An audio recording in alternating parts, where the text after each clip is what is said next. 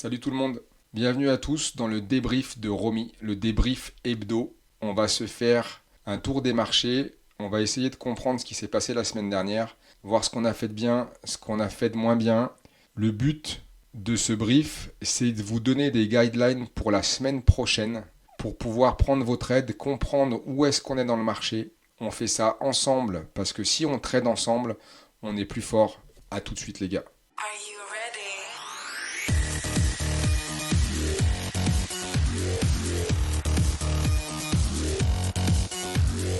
C'est parti. Le Nikkei, on est sur des données en weekly, daily. Là, on est en daily, weekly. Le Nikkei en weekly, qu'est-ce qu'il nous dit? Il nous dit qu'on a eu une belle bougie de rejet des ATH qu'il a fait et qu'on clôture. Comment on peut interpréter ça? Ce que je vais faire, c'est que on va aller sur le CFD qui cote. Tout ce qu'on peut se dire, c'est que si on se fout en weekly, les gars, là-dessus, on va pas passer une heure parce que je me rends compte que je passe beaucoup trop de temps sur le. Parce que je commence par celui-là et après je me dis, waouh, c'est trop long et tout. Parce que sur ce foutu Nikkei, on le traite moins parce qu'il est hyper véloce et que surtout il cote la nuit et tout. Et j'aime bien, moi, j'aime bien savoir ce qui s'est passé en Asie et tout. Mais c'est peut-être pas la peine de passer autant de temps dessus. Du coup, ce qu'on se dit là, c'est simplement qu'après les 2 semaines de hausse Stratos qu'on a eu, on a un début de rejet du prix. Et encore une fois, on va revenir sur des fondamentaux. La seule chose qu'on peut faire là ensemble, les gars, c'est d'être factuel et d'essayer de comprendre ce que nous dit le marché, ce qu'on voit, pas ce qu'on imagine. C'est très important. Là, on voit qu'il y a une tendance haussière qui est dingue jusqu'à présent, que les indices US, les indices européens en ont encore dans le caleçon. Et on s'est rendu compte cette semaine, notamment en fin de semaine, que ça a continué à monter. Et il y a une règle super simple, parce que l'idée c'est de rester simple, parce que plus c'est simple et plus ça marche. À la fin, la thermophysique, elle vient juste te brouiller la tête et tu vas interpréter des trucs qui sont pas vrais, ou en tout cas sur lesquels t'as pas la main. Là, la seule chose qu'on a en commun avec tous les gros investisseurs, c'est ce putain de graphique. Tout le reste, c'est pipé, on n'en sait rien, c'est compliqué. Tu peux pas aller interpréter des trucs parce que tu as vu que un économiste a dit, ou que Poutine, ou que machin, ou qu'un général raconte je sais pas quoi. Toi, pour le traduire dans ton trading de tous les jours, improbable. Bullshit, à mort, mais genre à mort. Donc, ton sentiment de marché, le sentiment que tu as sur l'économie, le sentiment que tu as sur ce qui peut se passer dans le monde, et ben à la fin, on s'en fout, vieux, parce que c'est pas ça qui va te faire trader. Là, nous, ce qu'on fait, c'est qu'on est froid et factuel, et on va essayer d'être factuel pour la semaine, pour avoir vraiment une idée d'où est-ce qu'on met les pieds. Et une fois qu'on a borné cette espèce de folie, dans le grand cadre que va être le débrief là qu'on fait en weekly, on va après zoomer au jour le jour en gardant dans la tête ce qu'on s'est dit aujourd'hui. Donc c'est hyper important, on est dimanche, on est à tête reposée, on a le temps, on va essayer de le faire le plus clairement possible. Et là, ce que je voulais vous dire au début de cette digression, c'est qu'il y a un principe très simple, c'est que une tendance se poursuit plein de fois, donc on ne sait pas à l'avance combien de fois la tendance va continuer, donc il va y avoir des retracements dans une tendance, c'est cette fameuse théorie de dos, des plus hauts de plus en plus hauts et des plus bas de plus en plus haut, ce qui va dessiner une tendance qui est haussière, qui pour l'instant en weekly reste forte et marquée. On n'a même pas eu un break weekly, on n'est même pas vers la MM7 weekly. Donc ce que ça invite à faire là, à mon avis, un peu plus, c'est plus de se chercher des points de rachat. C'est ça que je veux dire. C'est que on va tracer des fibos et je sais même pas si on aura nos zones correctement. Et on est un peu dans le. On n'est pas dans le même cas pour l'Europe et les US. On va voir. Là, concrètement, il faut que ça se forme un petit peu plus pour savoir ce que ce que le Nikkei a décidé de faire, ce que les acteurs de marché ont décidé de faire. Là, il y a un rejet qui paraît légitime après un méga plus haut dans une tendance super haussière. On voit qu'on a fait les 38,2. Là, on est sur le CFD, donc il a coté jusqu'à vendredi, jusqu'à 19h vendredi. Donc voilà, c'est ce qu'on a là, même plus, parce que c'est du H4, je me disais c'est bizarre, en général c'est jusqu'à 21h, 22h, donc voilà, clôture. Et on voit que les acheteurs sont présents, ils sont quand même là. Et que ce qu'il ne faut pas faire, à mon avis, dans ce genre de marché-là, c'est qu'on ne pouvait pas acheter ici. Vous voyez, acheter les points hauts, c'est teubé, parce qu'on est dans une espèce de tendance haussière de fou. Donc tu as deux solutions, il faut le comprendre. Tu choisis un sens. Vraiment, c'est important. Essaye pas d'avoir les hauts, les bas, les machins, tu vas te faire éclater. Surtout au début, psychologiquement, tu vas pas comprendre ce qui se passe en fait. Mais c'est sûr, c'est genre 1000 fois sûr. Donc, soit tu essayes de vendre parce que tu te dis que là, les marchés sont super hauts et que c'est légitime d'essayer de revendre les points hauts. Donc soit, et ça va être pareil, vous allez voir sur la mécanique qu'il y a sur les marchés, sur les autres indices, soit si ça revient ici, tu revends une touchette, et là tu l'achètes pas, c'est compliqué. À part si tu as un signal de ouf cochon comme celui-ci, idéalement un pullback, je sais même pas s'il a eu lieu ici, mais là juste sur ça dépasse un peu, c'est casse-gueule de l'acheter. Vaut mieux racheter un repli comme ici. Le problème, c'est qu'à chaque fois, c'est la nuit. Bon, là, c'est l'exemple parce que j'ai pris le Nikkei et je fais ce que j'avais dit que je ferais pas, c'est-à-dire que je suis en train de déblatérer sur le Nikkei, mais on s'en fout, c'est pour comprendre la mécanique. Soit tu vas, là on est en daily, sur une zone de convergence à la plus bas et que tu pars du principe que ce retracement-là, c'est juste une respiration et que tu vois que si on reprend pas les plus bas à 50 là, à 50% de retracement de Fibo, on aurait un plus bas de plus en plus haut, tu vois, le plus bas ici, enfin celui-ci est plus haut que celui-là, et un plus haut de plus en plus haut. Donc en fait, on matérialise juste pour l'instant une tendance haussière. Et ce que je veux dire par là, c'est que jusqu'à ici, au 50% de retracement de Fibo, à peu près la zone là, on aurait juste un double bottom qui pourrait marcher. Et là, sur un double bottom et un signal, je serais plus enclin à acheter pour retourner voir en haut et peut-être là, si on est là, voir ce qui se passe et revendre. Parce qu'on est dans une logique comme ça de tendance qui peut se freiner et il faut comprendre cette mécanique des prix, en vrai. Et c'est vraiment dangereux d'acheter là. Et c'est vraiment dangereux de vendre là. Parce que les gens sont souvent à l'envers, en fait. Puisqu'émotionnellement, quand tu vois du vert partout comme ça, tu vas dans l'absurde de ça va aller jusqu'au ciel. Et quand tu vois du rouge, tu te dis ça y est, c'est fini. Et en fait, c'est jamais vraiment comme ça que ça se passe, où ça prend du temps quand même à se mettre en place. On l'a vu, on va le voir là, et c'est la leçon qu'il faut retenir sur les marchés américains et européens. Ils ont dans leur tendance haussière, ils sont venus marquer, alors un peu plus sur le DAX, mais ils sont venus marquer des plus bas, ils sont venus marquer une respiration dans cette folie, enfin ou pas, mais dans cette grosse tendance haussière. Et ces grosses tendances haussières-là, elles se calent pas aussi facilement que ça. C'est pas vrai. C'est rare, chaque fois je le redis. Donc, on s'est rendu compte que sur des zones déterminées plus bas, un peu comme ce qui est en train de se passer là avec le Nikkei, les marchés ont relancé et sont de nouveau arrivés là, et ils ont même attrapé leurs ATH récents. Et aussi vrai que ça a été sur les marchés européens et sur les marchés américains, quand tu es en bas, fallait pas le vendre, on l'a pas vendu, on s'en est bien tiré.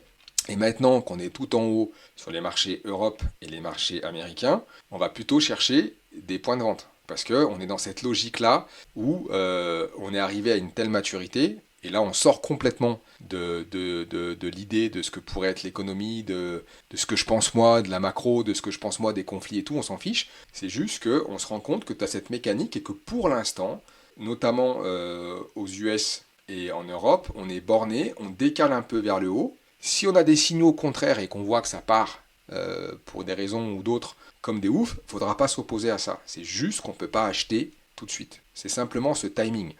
Il y a deux choses à capter qui sont hyper importantes. Le timing dans lequel tu interviens et ta taille de position. Pour que tu puisses laisser ce marché respirer un petit peu et que tu sois pas comme ça trop collé et que tu viennes te prendre tous les faux signaux du monde en fait. Parce que toi, tu vas être avec pertes latentes ou des gains latents qui vont être stratosphériques par rapport à l'amplitude du mouvement du marché. Ça veut dire que sur le marché, en fait, il ne s'est rien passé. Tu n'as aucune invalidation ou tu n'as aucun signal qui est cohérent de marché. Toi, tu as tellement mis de levier que tu as l'impression que le marché vient de doubler, en fait. Alors qu'il ne s'est factuellement pas passé grand-chose. Et du coup, tu es collé comme ça à ce truc-là. Tu perds complètement la notion du timing qui est hyper important parce que genre t'es en mode t'es comme ça, t'es collé dessus et il faut dézoomer. Mais quand toi t'as mis du levier comme un sourd et que t'es en train de perdre la moitié de ton capital alors qu'il s'est rien passé et que oui on le savait potentiellement ça peut continuer à monter parce que la zone elle est plus large, bah toi tu vas jamais pouvoir attendre ces zones là parce que t'as mis la maison et t'es un fou. Et on le fait tous parce que tu penses que comme ça tu vas aller plus vite. Mais en fait, tu vas pas plus vite comme ça tu vas moins vite, parce qu'en fait, tu te défonces ta psycho. Parce qu'une fois que t'es monté là un petit peu dans mon exemple, et c'est souvent ce qui se passe, en fait, tu lâches parce que t'es au bout de ta vie, t'as envoyé la purée trop tôt, trop fort, parce que tu voulais un point haut, et en fait, c'est pas simple d'avoir un point haut, c'est même complètement débile de le chercher. Le marché continue de monter un petit peu, en vrai, et là, il y va. Sauf que dans l'intervalle, t'es mort. Et psychologiquement, c'est complètement déstabilisant d'avoir été dans le bon sens, et c'est pas que t'as eu raison trop tôt. C'est qu'en fait, t'as mis la maison et t'es un fou. Et ça t'a pas permis de tenir en fait. Et c'est là que psychologiquement, tu rentres dans ces espèces de rouages. Et dites-moi dans les coms, parce que ça, il faut que je vous le dise, il faut liker ces trucs-là, les partager si vous pouvez, si ça vous aide et tout. Et dites-moi ça, si ça vous est arrivé. Mais moi, ça m'est arrivé des dizaines de fois avant de comprendre le manège. Et avant de te dire, en fait, dans ce putain de truc, le mieux, c'est l'ennemi du bien, en fait. Si tu veux faire trop vite, trop fort, trop de levier, trop de dinguerie, mais en fait, à la fin, tu sautes. Et ton compte saute, et ta psycho, elle saute. Et les deux trucs qu'il faut que tu arrives à protéger dans tout ça, c'est ta psycho et ton compte. Parce que sans ton compte, sans thune, tu fais rien. Sans ta psycho, tu fais rien non plus. Et quand tu t'es retrouvé comme ça, à être à l'envers, tu rentres dans un espèce de brouillard psychologique. En plus, tu as toute la frustration qui se met par-dessus. Du coup, tu veux, alors pas trop faire, on n'est pas dans le casino, mais tu peux avoir cet esprit un peu revanchard en disant, mais attends, j'avais raison, tu vas pas mis. Et en fait, tu rentres dans cette espèce de boucle et tu vas user ta psycho. Ce qui fait qu'au moment où il fallait opérer sur le marché, ton capital, il est mort, ta psycho, elle est à la rue, il va te falloir 2, 3 semaines. On ne se rend pas compte à quel point, imagine la psycho et la capacité que tu as d'encaisser les coups, elle a une limite en fait. Mais vraiment. Et une fois que tu t'es épuisé, psychologiquement, à te battre dans un truc où il se passait rien, c'est juste toi qui t'es mis dans le TGV comme un fou. Tu t'es mis comme ça et t'as pété ta durite en fait. Et ben au moment où t'as un vrai signal, t'as plus la foi d'y aller. Même s'il te reste du capital, même s'il te reste encore un peu de thunes parce que t'as pas trop fait ton mongolien, dites-moi que ça vous est pas arrivé en vrai. Ça arrive à tout le monde parce qu'on fait tous les mêmes erreurs au départ. Et tu veux envoyer la purée comme un cochon. Et au moment où t'avais le signal, genre peut-être qu'il va arriver une semaine, 2 semaines après, t'en sais rien. Et que là il fallait cliquer une fois. Et ben en vrai toi t'as voulu cliquer 3 fois par jour, alors que le mec qui a cliqué une fois dans la semaine, il a fait de la thune. Parce qu'au moment où lui il y a eu un vrai signal sur une vraie zone, et ben il avait toute sa psycho, tout son capital, et il a pu partir correctement. C'est ça le problème. Et t'es pas à l'abri que dans un intervalle de temps, il faille que tu supportes le fait que ça va prendre plus de temps que prévu. Et après, peut-être que ça va s'invalider. Mais c'est cette gymnastique qu'il faut comprendre. Et si t'es émotionnel, comme un putain de babouin, et que t'enlèves ton lobe frontal, là, qui te permet de réfléchir froidement, parce que t'as mis du levier, t'as mis des émotions comme un sourd là-dedans, et que t'es au max et qu'il se passe rien, c'est-à-dire que sur le marché, il s'est passé des fois les mecs ils pètent des câbles et il y a eu rien en fait. Le marché il est monté, descendu, il a refermé là où il a ouvert. Et les mecs au milieu ils sont arrivés à perdre des comptes. Mais je l'ai fait les gars, je l'ai fait trop de fois en fait. Donc il faut vraiment se décoller de ça en fait. Et la seule façon de te décoller de ça, c'est de comprendre comment psychologiquement ce truc là il marche. Et que si t'arrives full babouin, c'est ce que je voulais dire, full émotion, et que t'es là en mode ouais mais vraiment tu sais en mode babouin quoi, et que t'es là et que le machin il fait ça et tu dis waouh putain j'ai pas pris le train, le fameux FOMO là, et là mais quasiment systématiquement tu te fais niquer et c'est reparti pour un tour. Et en fait tant que t'as pas compris, à mon avis hein, c'est que mon avis, que ce truc là c'est juste de la patience et de la compréhension froide des émotions qui sous-tendent ce truc là, je suis pas sûr que ça marche. Et c'est pour ça que je me bats et je vous raconte la messe et par rapport à ce qu'on voit un peu partout, parce que les mecs, ils te font croire qu'ils sont là, YOLO, mais non, c'est pas si simple que ça, parce que faut vraiment des stratégies, c'est toute la beauté de ce truc-là. Si c'était juste le casino, bah, au bout d'un moment, tu t'en fous, c'est pas intéressant de comprendre comment ça marche. Du coup, on revient sur mon Nikkei. J'ai mis des petits carrés et je les laisse pour la semaine pro. On verra ce qui se passe. Mais si on revient par là, qu'on a un double bottom, c'est même pas dit qu'ils nous le donnent. Facilement, ils vont repartir comme des. C'est des fous, les mecs. Et facilement, on n'aura même pas pu rentrer, si jamais vous voulez rentrer sur le Nikkei, et qui sera déjà là-haut. Possiblement, c'est des scénars, j'en sais rien. En vrai, je peux pas vous le dire, j'ai aucune certitude là-dessus. Mais ce que je veux dire par là, c'est que factuellement, le vendre là, même s'il y va, faut être cool avec. Faut vraiment gérer ta frustration. Parce qu'en fait, en plus, si t'es en mode TGV dans ta tête, parce que t'as mis du levier, que t'as viré ton putain de lobe frontal et que t'es en mode babouin, et du coup, l'émotion de la frustration qui va apparaître sur ces putains de marchés 10 fois par jour, t'es incapable de la gérer. Et là, tu pètes des câbles. Et c'est comme ça que les mecs, ils se démontent des comptes. Parce que si jamais là, ça part, et ben faut accepter qu'en vrai, t'avais pas vraiment de signal. Après coup, tu peux raconter la messe, machin. Peut-être que je vais avoir tort, et qu'une fois là, si t'as pas de signal et que les mecs ils creusent, bon, bah, tu peux peut-être le vendre, machin et tout, mais il faut accepter que si t'avais fait ton scénar, ou toi, tu avais un scénar avec un rebond, bah, s'il apparaît pas, et ben, c'est pas grave. C'est genre juste que, méfie-toi, parce que t'as tout le monde qui arrive derrière, en fait. C'est ça que je veux dire. C'est que t'as toutes les moyennes mobiles qui arrivent, on a tous nos indicateurs mobiles qui se pointent, les MM50 4 heures, dans les UT un peu grosses, bon, la 1 heure, elle a pris sa tarte, mais voilà, on va avoir le conflit la semaine prochaine entre les moyennes mobiles à cette période qui vont descendre et les 50 qui vont venir porter les cours. Du coup, il va y avoir un combat par là, a priori. C'est là que j'ai mis mon carré, vous voyez, les 0,50, machin. Et comme par hasard, ça tombe sur des bébés qui sont plates, qui sont basses, sur des moyennes mobiles à 50 périodes 2 heures, sur des moyennes mobiles à 50 périodes 4 heures qui vont arriver doucement. Pareil, on va arriver doucement vers des bandes de Bollinger qui sont plates, machin. Et donc ça veut juste dire que tout ce faisceau, on est sur un... Ouais, on l'aura peut-être même pas. Si on a une petite poussée là, c'est même pas dit qu'on l'ait. On a aussi ce super train 4 heures qui est là, qui fait barrage. C'est juste dire que factuellement, dans ce coin-là, toute cette zone-là, là, c'est un peu large, il y a du monde. Donc, allez, moi, je vais pas vendre ce coin. C'est tout ce que je vous dis. Allez, on continue. On continue. Qu'est-ce qui s'est passé sur le DAX? Le DAX, qu'est-ce que j'ai? Le DAX, on a ce qu'on disait, on est en weekly, donc une bougie weekly de cochon. Là, la bougie weekly du DAX cash, ici, on l'a racheté. Vous avez vu que factuellement, je suis pas en train de dire que c'est logique, on s'en fout. La logique, tu te la mets, ou la logique de ce que tu penses, je veux dire, on s'en fiche. On voit juste que tu as une tendance primaire qui est stratos. Les mecs ont fait un repli, on a à peine eu les 0,236 qui ont correspondu là en fait à la MM50 weekly, daily pardon. Attendez, je vais essayer de virer un peu du monde là parce que en fait, attends, si je fais ça, il y a moyen de faire ça, il y a moyen de masquer les dessins. Regardez, on vire tout notre merdier et on regarde juste le prix. Alors celui qui m'a mis sur TikTok que je mets trop d'indicateurs, là clairement mon copain, bah il y en a plus. Donc tu vois, je peux pas faire moins d'indicateurs que ça. Et on voit juste factuellement tendance haussière de ouf. On est en weekly, donc là on était genre Covid, on est là, on recreuse un petit peu, donc là on a une respiration, on est post-Covid, machin, la guerre en Ukraine et tout, et depuis, ça repart. Donc en fait on voit que les acheteurs, et on est au plus haut. C'est-à-dire que là, si on vient là, à 3 cacahuètes, on refait les ATH sur le DAX. Ok, à un moment où là on se disait tous c'est la fin des haricots. Et vous voyez la pertinence de ces putains de moyennes mobiles. Là pour le coup c'est vraiment propre. À l'époque on a des bandes de Bollinger qui sont plates, machin.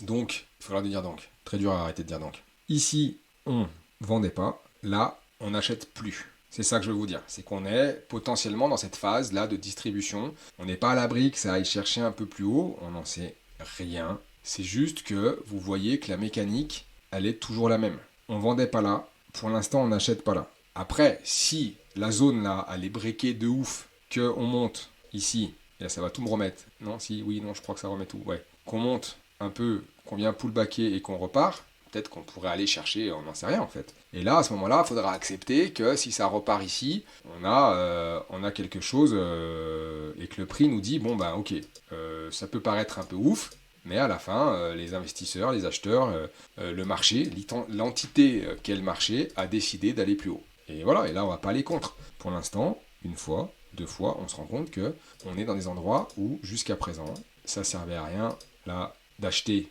les plus hauts, parce que il y a un consensus de prix, il ne faut pas l'oublier, qu'à la fin, tout ce truc-là, c'est une histoire d'offre et de demande. Et aussi vrai que ici, les acheteurs trouvent ça pas cher et ils remettent une cartouche, c'est aussi vrai que les vendeurs arrivés sur ces niveaux-là trouvent le marché overpricé et mettent une cartouche à la baisse. Donc ça peut durer un moment le bazar là. Ok ? Mon message là, c'est la prudence, comme toujours, et surtout de se démerder à ne pas être systématiquement à l'envers. Et en fait, être à l'envers, c'est le faire avec tes émotions. Parce que là, tu te dis, ouais, c'est bon, ils ont levé des briques, ils sont repartis. Alors, c'est possible.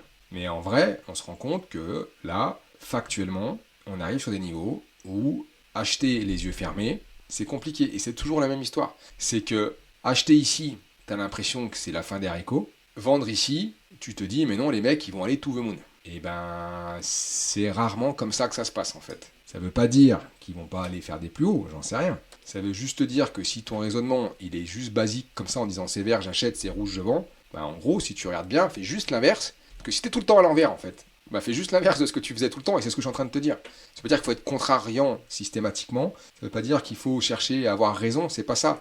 C'est juste que factuellement, t'arrives sur des niveaux où là, tu peux pas acheter pépouze, t'en sais rien. En fait, autant là c'était compliqué, là on reprend, t'as des entrées, on a racheté ici, on a racheté ici, après ça a couru machin, bon, ok, là maintenant on le vend plus. En tout cas, moi je l'achète plus, pardon. C'est pas là que je l'achète, parce qu'on se rend compte que c'est véloce et tout, et c'est tout le paradoxe, parce que je vous dis ouais, il y a c'est véloce, et c'est vrai, et j'avoue que au départ c'est contre-intuitif. C'est pour ça que je prends le temps de vous expliquer tout ça, et moi j'ai mis un temps fou à capter ce manège en fait. Parce que ça ne veut pas dire qu'il faut être toujours à l'envers de ce que tu penses, ça veut juste dire qu'il faut intégrer qu'il y a des moments comme ça, c'est ici, intuitivement, tu vas pas l'acheter, et c'est comme ça qu'en fait on se fait tous cintrer. Parce que là, objectivement, tac, t'as des gaps de rupture baissier. Et là, il y a un moment, il faut bien capter un truc, c'est que si tu mets un replay, et que je le mets là, genre en daily, tu vois, il y a un moment, et que je le mets ici, hop, admettons, et qu'on envoie la purée, on va le faire en x1, ça donne quoi? Hop, on a une grosse rouge, on vient de toucher les bébés hautes, vous voyez? On vient de toucher les bébés en haut là, hop, ça renvoie la purée. Ça continue, gap, gap, gap. Et là, il y a un moment, celle-ci, là, ça a été trop vite. Mais il y a un moment là, celle-là, elle était rouge. Elle a été jusque-là, elle était rouge foncé en fait. Elle était rouge foncé, et là, l'acheter dans le trou, c'est contre-intuitif. Pourtant, c'est ce qui se passe. Et c'est comme ça qu'en fait, ils arrivent intuitifs. Enfin, si tu raisonnes en mode émotionnel, là, c'est la fin des haricots. En plus, tu rajoutes par-dessus tous les problèmes qu'il va y avoir avec les réseaux sociaux, ce qu'on te raconte, le bruit de marché qui va te rendre complètement chèvre. Plus souvent, quand c'est comme ça, tu vas avoir une espèce de narrative aux infos, machin. T'as toujours un truc à raconter, genre c'est la fin du monde. Et ben, la fin du monde, ma cache en fait. Parce que tu vois, et c'est vraiment cette logique qu'il faut arriver à intégrer. Hop, donc là, la limite, tu ne prends pas. Là, tu as un signal de poney, en fait. Il faut l'accepter, en fait. Tu as quasiment, là, le break, il est limite, mais même dans des UT inférieures, tu as un signal plus tôt. Je dis pas l'acheter dans le trou, là, comme ça, comme un crétin. C'est facile à dire après coup. Je dis, c'est pas comme ça qu'il faut le faire. Et là, je cherche pas à faire la méthode de la veille. Je vous dis juste que ce qui s'est produit ici, au niveau de la mécanique et de la psychologie des foules et de la psychologie des gros acteurs de marché, il faut s'en rappeler. Parce que c'était vrai ici, c'était vrai ici, c'était vrai ici, c'était vrai ici. Et tu te rends compte qu'en fait, si tu prends le temps d'y penser 2 secondes, c'est comme ça que ça fonctionne en fait. Là, on est dans le même sens de l'autre côté, on envoie des purées monumentales, ça gape, ça envoie, et hop, on est là.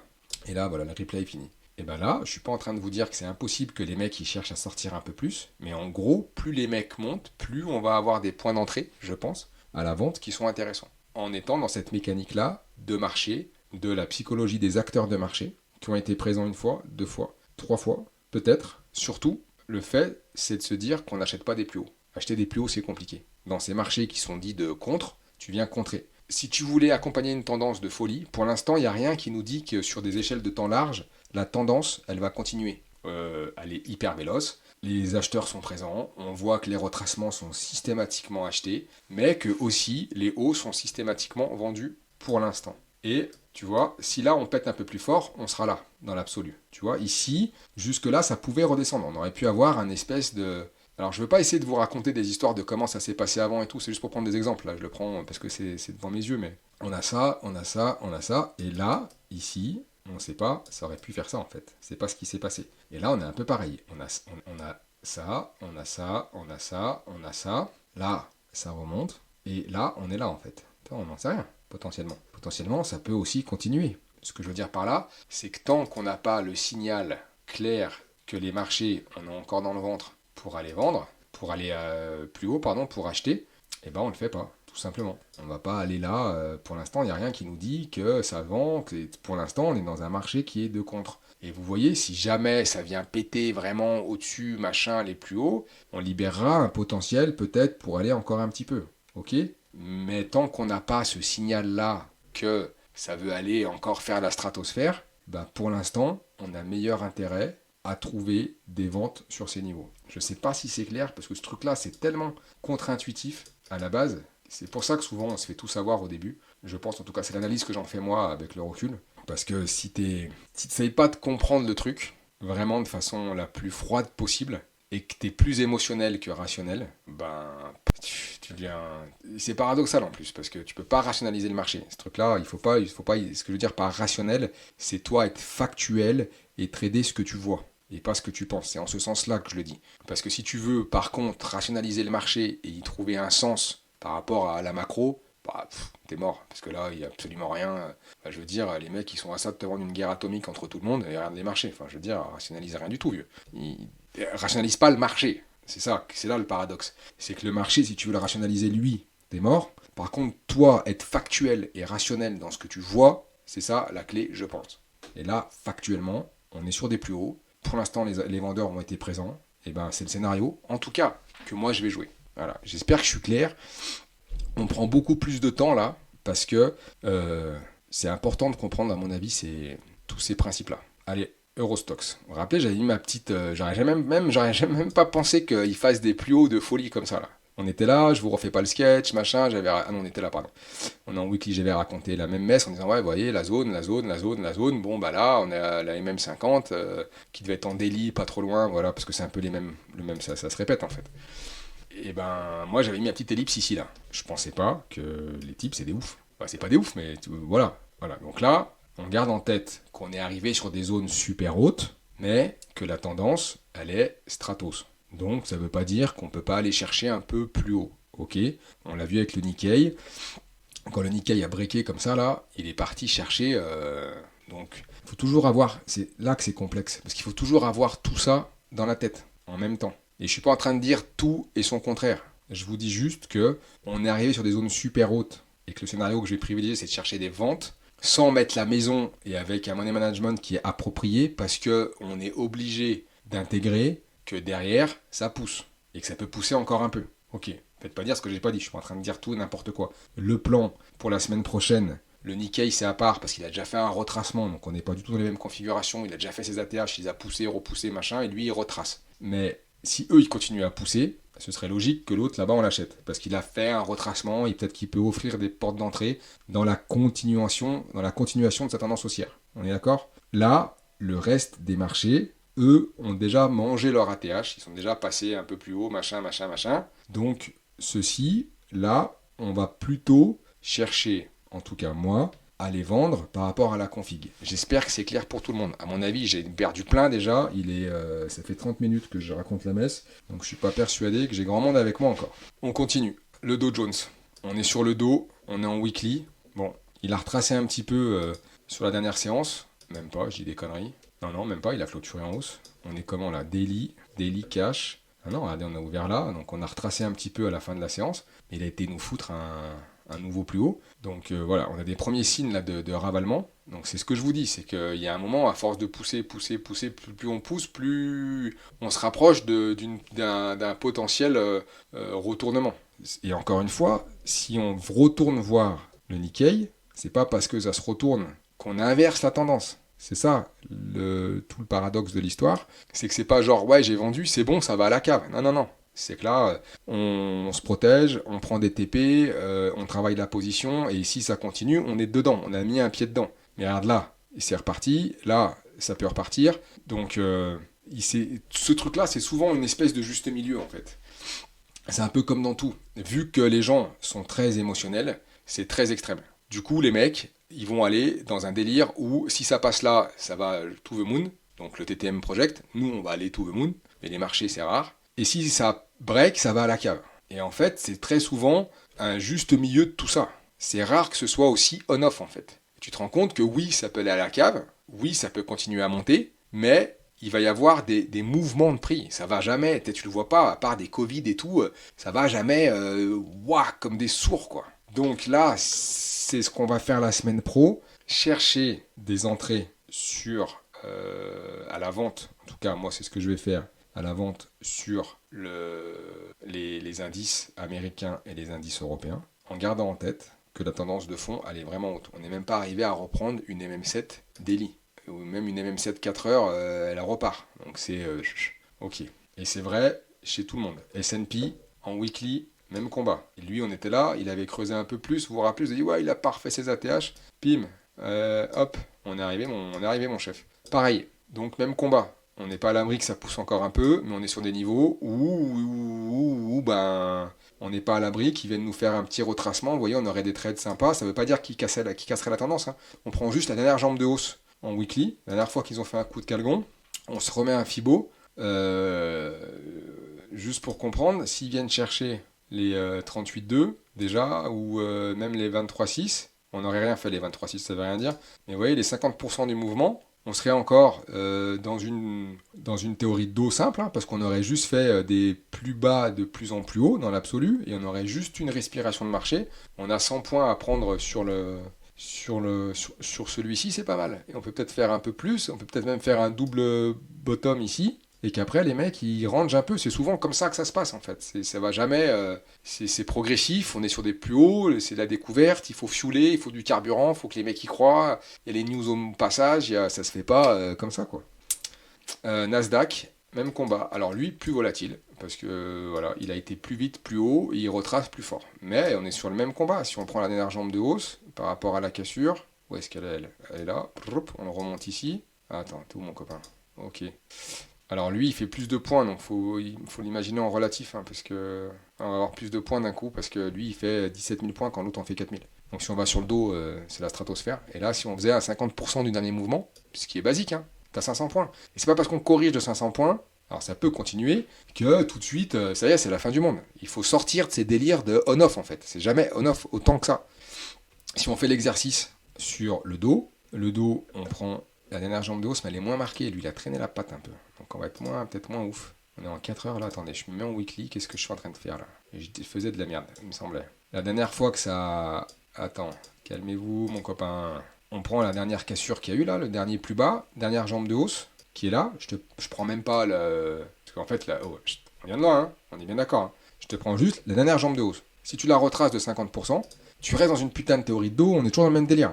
Et que là, tu viens prendre 50%, pareil, t'as 450 points, vous voyez? Et tu peux te manger, c'est pour ça que les money management c'est important. Parce que tu peux te manger 450 points, si t'achètes en haut là, si t'achètes là, toi, ouais, oui, et là tu te manges, admettons, 500 points de retracement, t'as genre pas bougé la tendance de fond. Faut bien intégrer tout ça, c'est là qu'il faut vraiment comprendre. Et que si toi t'as mis la cabane sur le chien ici là, et que t'as un donf, mec là, c'est fini, c'est mort, ok? J'espère qu'on est bien clair, et le money management c'est à ça qui sert. T'y vas, si jamais t'as raison, et dans ton analyse, tu vas réappuyer crescendo, t'auras d'autres points d'entrée, mais c'est pas sur un top, c'est sûr il descend, mais c'est sûr de rien en fait, ou c'est sûr qu'il monte, attendez, tu sais, genre rien du tout en fait. Nasdaq on l'a fait, crack, Eurodoll, bon pas grand chose à dire, à part comme je vous disais, de toute façon je l'ai pas tradé, je pensais qu'il nous refilerait un point d'entrée, mais vous voyez, apparemment, bon, il a pas fait grand chose en vrai, il a tricoté, mais si on a un nouveau plus haut, peut-être sur des bandes de Bollinger Daily là-haut, qu'on retourne les chercher comme ici, qui se sont fermés, on a fait le bas, on fait le haut, même combat. On fait le haut, on arrive ici, on est sous une oblique, on est sur un double top, 1, 2, 3. Ici, je vends. Je l'avais déjà dit. Je l'ai pas vendu là parce que ça pue duc, je pense pas, j'en sais rien. Mais en tout cas, c'est pas mon scénario. Puisque là, on a eu déjà un top, machin, on se rend compte que je préfère le prendre, cet actif-là, à la vente. C'est mon sens privilégié. Mais je le prendrai à la vente que si j'ai de nouveau un bon retour ici. Sinon, j'irai pas. Parce que là, je suis au milieu du gag, il n'y a rien qui me dit que ça va le faire. Quoi. Ok. On revient sur nos 3 cow-boys là, le VIX, taux US à 10 ans, et dollar index. On a un VIX qui se détend sur la semaine, enfin, qui est plutôt stable en fait. Il tricote en bas dans sa zone, il se passe pas grand chose. Dernière, pareil, on est un peu, vous voyez, ça bouge. Alors, on a les obliques US à 10 ans qui ont fait un plus bas, et pour l'instant, elles ont tendance à tenir un peu, à remonter, à tenir la rampe, ce qui irait, ce scénario-là, plus on monte là, plus on irait théoriquement, vers une pression sur les actifs à risque. Ça veut dire que le taux à 10 ans US rémunère de plus en plus sans risque. Du coup, ça peut pousser les investisseurs à sortir du marché hyper mature dit à risque des actions, donc ce qui compose nos indices, qui pourraient redescendre un petit peu, pour venir se loger dans des obliques US à 10 ans, parce qu'elles ont un rendement qui est une opportunité au long terme, c'est pas dit que ça dure comme les impôts, les mecs le savent, donc en gros ils ont des espèces de plus haut, s'ils redescendent les taux, toi t'as ton truc pendant 10 piges qui crache. Donc clairement, c'est une belle opération, même encore aujourd'hui, c'est d'ailleurs pour ça qu'elle continue un peu à monter à mon avis. Et si tu veux des obliques US, parce qu'elles deviennent de plus en plus intéressantes, plus elles montent pour toi l'investisseur, instit, pour les acheter, il te faut du dollar. Donc inexorablement, tu as une pression acheteuse sur le dollar parce qu'il te faut des dollars pour acheter ça. Voilà, c'est un peu la corrélation qu'on peut imaginer là-dedans. Et on est sur des plus hauts. Je reviens aux indices, notamment américains. Mais si le raffermissement des obliges à 10 ans continue son petit train-train, qui est pas... En vrai, on est sur un range H4, qui est pas très marqué, mais on voit quand même que ils lâchent rien, ils sont encore là, il n'y a pas eu de gros mouvement, mais on tient à cette espèce d'oblique là, on s'est affranchi de la MM7 daily, on n'est pas à l'abri voilà, et on est sous des grosses résistances. Mais s'ils poussent un peu jusqu'à leur résistance là, et on revient sur cette zone là, on revient sur la zone des 4,30, des 4,30 par là, ça peut marquer un petit coup d'arrêt sur les indices. Voilà, c'est comme ça que moi, en tout cas, j'interprète ce que je vois là. Ok les gars, on a fait le tour, on a fini. Donc je récapitule pour ceux qui sont encore là. Déjà, ceux qui sont encore là, respect mon capitaine. Tu peux taper respect mon capitaine dans les commentaires. Comme ça, je saurais que tu es resté jusqu'à la fin. Et là, franchement, respect.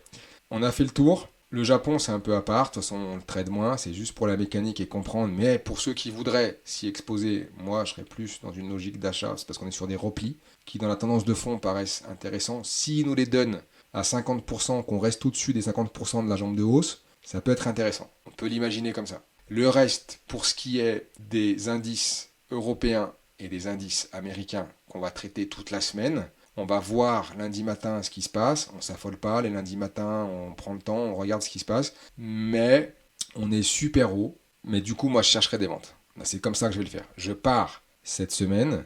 Vu que je vais avoir qu'un seul sens pour travailler toute la semaine, marché US, marché Europe, j'irai chercher des ventes sur des signaux, sur des plus hauts par rapport à tout ce que je vous ai raconté. Et je ne veux pas aller m'embarquer dans des espèces de dingueries à l'achat, alors qu'on est sur des points hauts, on caracole en haut comme des sourds, et que là, on a des obligues qui remontent un peu, un dollar index qui remonte un peu, le VIX, on n'a pas trop d'infos, mais voilà. Moi, j'irai pas me foutre en difficulté à acheter un putain de point haut.